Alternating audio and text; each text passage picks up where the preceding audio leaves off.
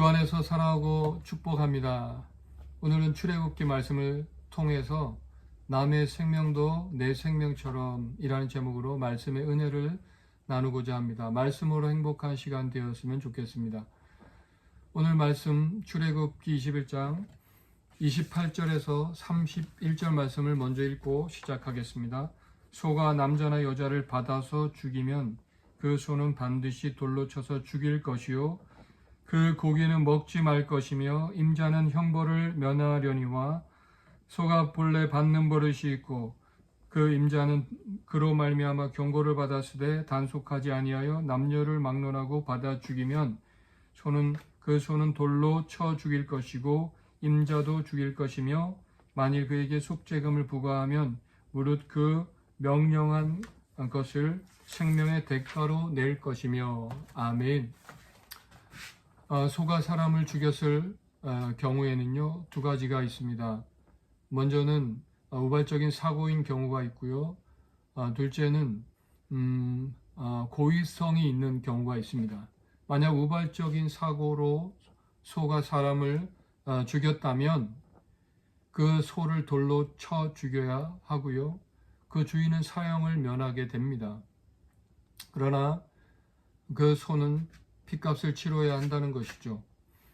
창세기 9장 5절에 이에 대해서 말씀하고 계신데요. 내가 반드시 너희의 피 곧 너희의 생명의 피를 찾으리니 짐승이면 그 짐승에게서 사람이나 사람의 형제면 그에게서 그의 생명을 찾으리라. 아멘. 짐승도 사람처럼 핏값을 그 생명의 대가를 치러야 하는 것입니다. 그 소는 부정해졌기 때문에 버려야 하고요. 반면에 원래 그 소가 사람을 받는 그런 버릇이 있는 소는요, 이에 대해서 사람들이 경고하고 주의를 요청했음에도 불구하고 충분한 예방 조치를 하지 아니하고 주인의 나태와 태만으로 말미암아 사람이 죽었을 경우에는 그 주인의 생명을 내놓아야 하는 안타까운 일이 발생할 수 있었습니다. 그러나 그 죄값에 대해서 속죄할 수가 있었죠.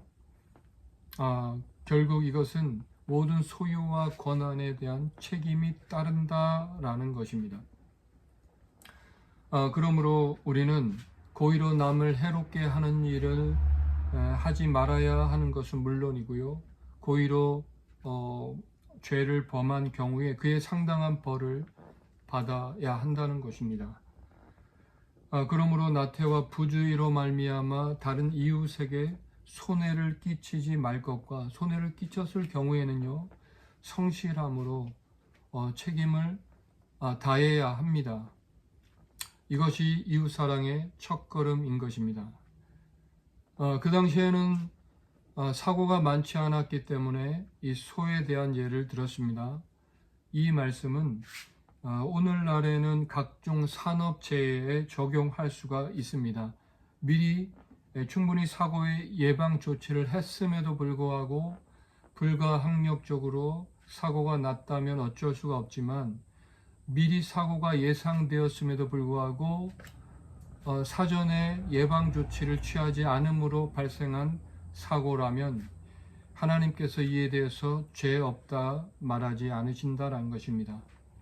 최근에 일어난 무안에서의 이 비행기 사고로 많은 사람이 목숨을 잃는 안타까운 일이 있었는데요. 만약 이 사건이 미리 사고가 예상되었고 이에 대해서 사전 예방 조치를 취하지 않음으로 발생한 사고라고 한다면 그것은 죄 없다 말할 수 없고 책임을 반드시 져야 하는 것입니다. 미국의 법은요, 철저하게 이 책임을 그 소유주에게 지우는 법입니다. 어떤 사람이 집 앞에서 걸어가다 돌부리에 걸려 넘어져 다쳤을 경우에는요, 그 돌을 치우지 않은 그 집 주인에게 책임이 있고 손해배상을 해야 합니다. 또 눈이 많이 내렸는데 그 집 앞에 눈을 쓸지 않아서 누군가 미끄러져서 다쳤다면 그것에 대해서 그 집 주인이 책임을 져야 합니다. 그래서 미국에는 이 고소 사건이 상당히 많다고 합니다. 우리나라 같으면 대화로 서로 풀 문제도 미국 같은 경우는 이 법정에서 풀어야 할 문제가 많다는 것이죠. 우리가 보기에는 사람들이 좀 비정하고 무정한 것이 아닌가 하는 생각이 들기도 하지만 남에게 피해를 주지 말아야 한다는 것이 그들의 기본적인 생각입니다. 어떤 사람은 하나님이 도우시고 기도한다면 되는 것이지 하면서 믿음이 강한 사람처럼 허세를 부리고 예방조치를 충분히 취하지 않는 경우를 보게 됩니다. 이것은 믿음이 아니라 나태함이요 또 게으름일 뿐입니다. 사람의 나태함과 게으름으로 발생한 사고도 책임을 지도록 하나님께서 말씀하셨음을 우리가 기억하시고, 사고가 예상되는 것은 우리가 미리 예방조치를 충분히 취해야 한다는 것입니다. 그러므로 믿음이란 무엇입니까? 내가 할 수 있는 일은 다 최선을 다해서 해야 하고요, 기도로 하나님, 주님 나를 도와주세요 라고 기도하는 것입니다. 이 율법의 한 구절 한 구절에는요, 철저하게 인간을 존중하고 이웃을 사랑하라는 하나님의 자상하심이 스며 있습니다. 현대를 살아가는 우리 역시도 남에게 피해를 입히기보다는 이웃을 먼저 사랑하고 이웃을 생각하고 이웃을 사랑하는 사람들이 되어야 하겠습니다. 또한 우리가 구약 율법을 읽을 때 어떤 마음으로 읽어야 할까요? 율법의 정신, 곧 하나님의 마음을 알려는 생각을 가지고 우리는 성경을 보아야 하는 것입니다.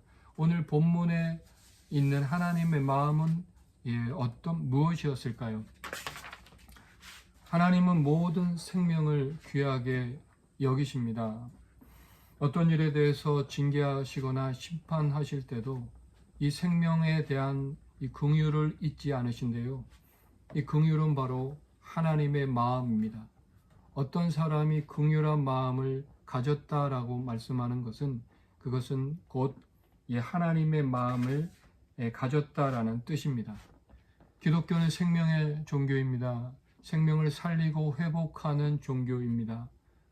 그러므로 긍휼이란 바로 이 생명을 살리기 위해서 반드시 필요한 마음이고요, 이 하나님의 백성이 반드시 가져야 할 마음이라고 믿습니다. 예수님께서 하신 비유 중에 선한 사마리아인의 비유가 있습니다. 내 이웃이 누구냐? 라는 질문에 자비를 베푼 자니이다 라고 말씀하셨던 그 자비를 베푼 선한 사마리아인이 강도 만난 사람을 살릴 수 있었던 마음은 바로 불쌍히 여기는 마음, 곧 하나님 아버지의 마음이 있었기 때문에 살릴 수 있었다라는 것입니다. 그러므로 우리에게도 이런 불쌍히 여기는 마음을 있을 때 생명을 살릴 수 있고요, 회복시킬 수 있는 그런 원동력이 된다라고 믿습니다. 이 불쌍히 여기는 마음이 저와 여러분에게 있기를 주님의 이름으로 축복합니다. 아멘. 또 한 가지는요, 하나님께서 만물을 만드시고 우리 인간에게 번성하고 충만해서 정복하고 다스리라는 이 문화 명령을 주시는데요.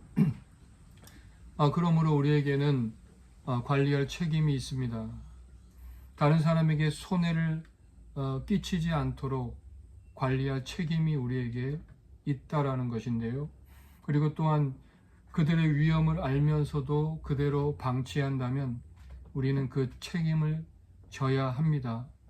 믿지 않는 사람들이 지옥을 향해 가고 있을 때 그것을 방치한다면, 그대로 방치한다면 우리에게 책임이 없다 말할 수 없다는 것이죠. 그 책임을 우리에게 물으실 것입니다.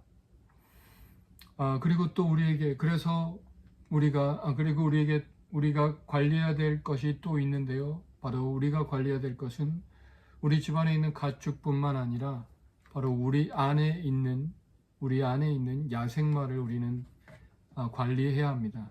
사람들 속에는요, 길들여지지 않은 야생마가 있습니다. 이 야생마를 길들이지 않음으로 인해서 다른 누군가에게 피해를 주었다면 그 책임이 우리에게 있다라는 것을 기억하면서 우리 안에 있는 이 야생마도 잘 길들이셔서 잘 관리하실 수 있기를 바랍니다. 그러기 위해서 우리가 어떻게 해야 됩니까? 갈라디아서 5장 16절 이하에요. 내가 이르노니 너희는 성령을 따라 행하라. 그리하면 육체의 욕심을 이루지 아니하리라.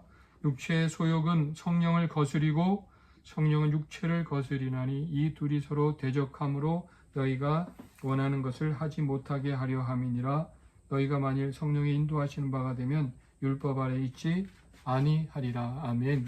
성령을 따라 행하셔야 합니다. 성령을 의지하고 성령의 인도하심을 받고 우리가 성령과 함께 살아갈 때 우리는 비로소 이웃 사랑을 실천하는 삶을 살게 될 줄로 믿습니다. 아멘. 결론적으로요, 우리의 나태와 부주의로 이웃의 피해를 주지 않도록 나의 소유와 권리를 잘 관리해야 될 뿐만 아니라, 그리고 또한 그들의 위험을 알면서도 그대로 방치한다면 그 책임을 우리는 져야 합니다. 그러므로 이 하나님 아버지의 마음, 불쌍히 여기는 마음을 소유하여 이웃을 살려내는 그런 복된 삶을 살게 되시는 저와 여러분 되시기를 주님의 이름으로 축복합니다. 아멘. 잠깐 기도하겠습니다. 하나님, 오늘 우리가 우리의 나태와 부주의로 말미암아 다른 사람에게 피해를 주지 않을 뿐만 아니라 또 그대로 방치함으로 인해서 정말 어려움을 당하지 않도록 하나님, 우리가 다시 한번 우리 자신의 삶을 돌아보게 하시고 하나님 앞에 우리가 할 일에 최선을 다하며 또한 하나님 앞에 기도할 수 있는 자들 되게 하시고 불쌍히 여기는 마음, 하나님의 마음을 소유하여 생명을 살릴 수 있는 정말 하나님의 사람들 다 되게 하여 주옵소서. 축복하며 예수님의 이름으로 기도드립니다. 아멘. 사랑하고 축복합니다.